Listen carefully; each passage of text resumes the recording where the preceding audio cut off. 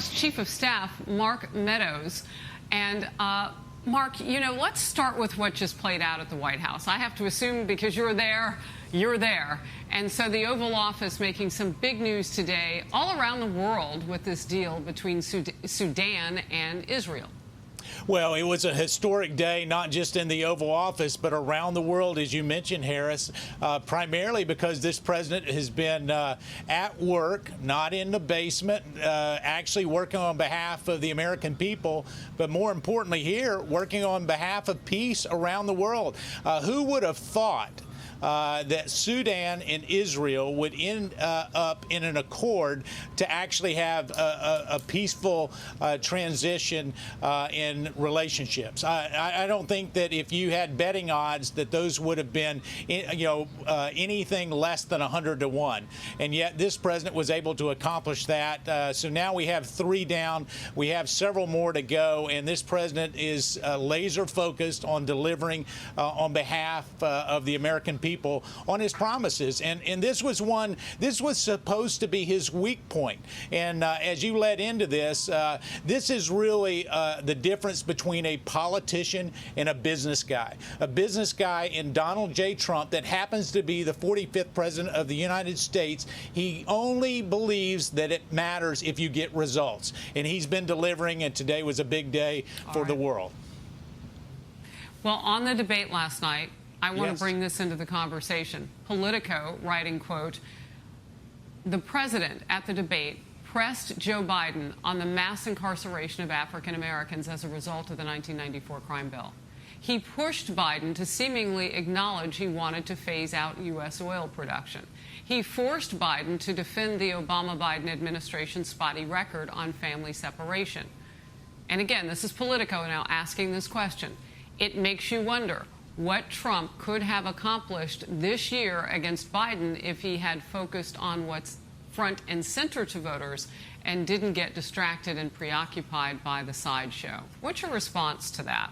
Well, it's the Democrats that have conducted a sideshow, Harris. You know it. You've covered it. It's been the impeachment. It's been the Russia hoax. This president has been under attack from the left and from Democrats on Capitol Hill since the very first day and even before the first day he was sworn into office. And so we talk about a sideshow.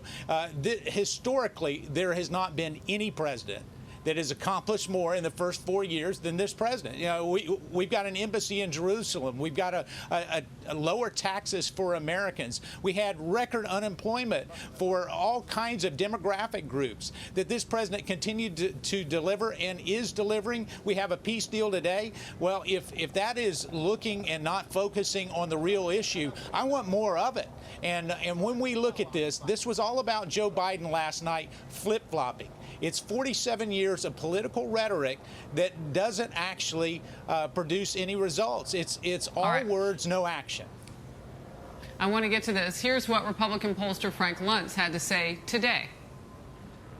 Donald Trump needed to radically change the condition of this race in 11 days.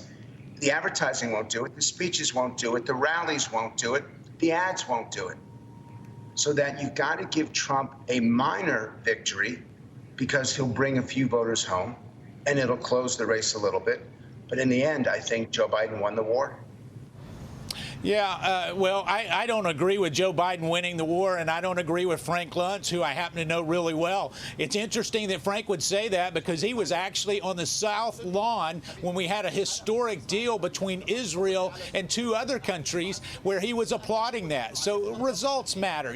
However beautiful the strategy, we must occasionally look at the results, and this president continues to do that. So, if Frank Luntz is suggesting that the American people do not want results, even today, in the midst of a pandemic, most Americans will say that they are better off than they were 4 years ago. And we have showed our viewers the 49% polling that we showed on that. 55% were saying that they feel like the country is not better off. But what you're pointing to is accurate. It had to do with them as individuals. I just have to get to this. President Trump insists that he will protect people with pre-existing conditions. And you brought up the pandemic. This is critical health care right now. It's a place where Joe Biden had kind of a memorable line last night when he was mocking the president over saying that we just have to live with it. And Biden said, no, we're dying with it. Where is this health plan that the president says he has that will replace the ACA? And well, can viewers see it before Election Day for most of them, although 45 million people have already voted?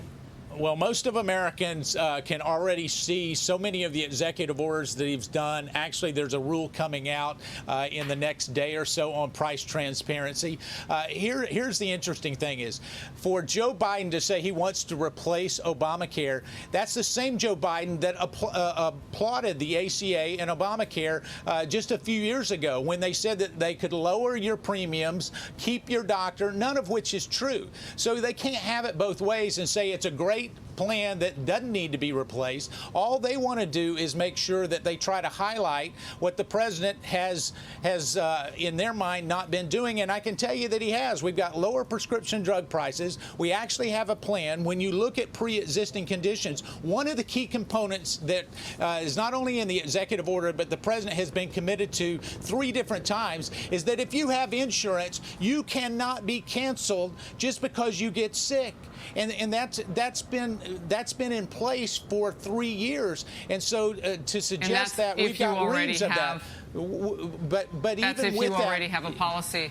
But even with that, I want to bring you back on a different day, even, but I do have to. With the pre-existing conditions, we've had that in states. I had it in my state of North Carolina before the Affordable Care Act came in, and you have those high risk pools that would provide that insurance to make sure pre-existing is covered. Whether you're in that policy already or not was the point I wanted to make. And Joe Biden says he wants to grow Obamacare. He wants to add a public option to it, very different from what the president has in mind. We'll look out for that rule you just medicine. announced. But Harris, you and I both know that's socialized medicine, and when you really look at that, I would rather have personalized health care from this president than Biden's bureaucratic health care that he is trying to put forth for the American people. And Biden says you would have that choice. I'm just saying what he said at the debate last night. You would have your choice. Well, I know what he said at the debate, but he flipped back and forth. I'll have you back on another day. Appreciate it. A lot of breaking news to get through today, and I'm glad you were with me to start off with what's happened today at the Oval Office. Big news. Thanks, Harris. Thank you.